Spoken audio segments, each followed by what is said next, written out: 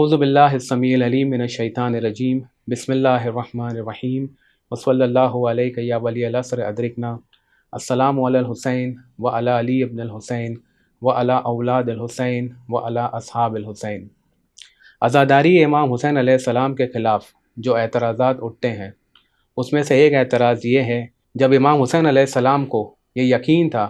کہ کربلا میں ان کی شہادت واقع ہونے والی ہے اور اہل کوفہ انہیں دھوکہ دینے والے ہیں، اس کے باوجود وہ کوفہ کی طرف جاتے ہیں، جبکہ قرآن مجید میں یہ صریح آیت ملتی ہے کہ اپنے آپ کو اپنے ہاتھوں سے تباہی میں مت ڈالو۔ آئیے اس کے جواب میں ہم دیکھتے ہیں سب سے پہلے کہ یہ پوری آیت ہمیں کس بات کی طرف حکم دیتی ہے۔ اللہ تعالیٰ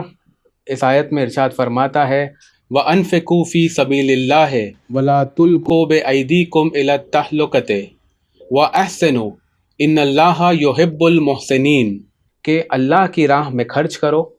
اور اپنے ہاتھوں سے اپنے آپ کو تباہی میں مت ڈالو اور نیکی کرو، بے شک اللہ نیکی کرنے والوں سے محبت کرتا ہے۔ یہاں پر اللہ تعالیٰ حکم دے رہا ہے کہ میری راہ میں خرچ کرو، اللہ کی راہ میں خرچ کرو۔ اگر کوئی شخص اللہ کی راہ میں خرچ نہیں کرتا ہے تو اس کے لیے یہ وارننگ ہے کہ وہ اپنے آپ کو اپنے ہاتھوں سے تباہی میں ڈال رہا ہے۔ یہاں پر تباہی کا مطلب یہ نہیں کہ انسان کسی بیماری میں آ جائے گا یا اپنے آپ کو موت کی طرف لے کر جائے گا، لیکن اگر وہ اللہ کی راہ میں خرچ نہیں کر رہا ہے تو یہ اس کے لیے ایک وارننگ ہے کہ وہ اگر ایسا نہیں کر کے اپنے آپ کو تباہی میں ڈال رہا ہے۔ تو اس آیت سے ہمیں یہ پتہ چلتا ہے کہ اللہ ہمیں اس کی راہ میں خرچ کرنے کی دعوت دیتا ہے، اور اگر کوئی انسان اس پر عمل نہیں کرتا ہے تو وہ اپنے آپ کو ہلاکت میں ڈالتا ہے۔ اور رہی بات کہ انسان کو یقین ہونا کہ وہ ہلاکت میں جا رہا ہے یا اس کی موت ہونے والی ہے، اس کے بعد بھی اگر وہ کوئی عمل کرتا ہے تو ہمیں ایسے واقعے ملتے ہیں کہ جہاں پر لوگ جانتے تھے اس کے بعد بھی انہوں نے اس کام کو انجام دیا۔ ہم سب حضرت موسیٰ علیہ السلام اور فرعون کے واقعے سے بخوبی واقف ہے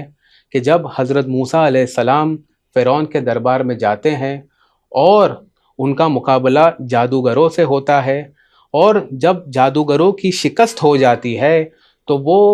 حضرت موسیٰ علیہ السلام اور حضرت ہارون علیہ السلام کے خدا پر ایمان لے کر آتے ہیں۔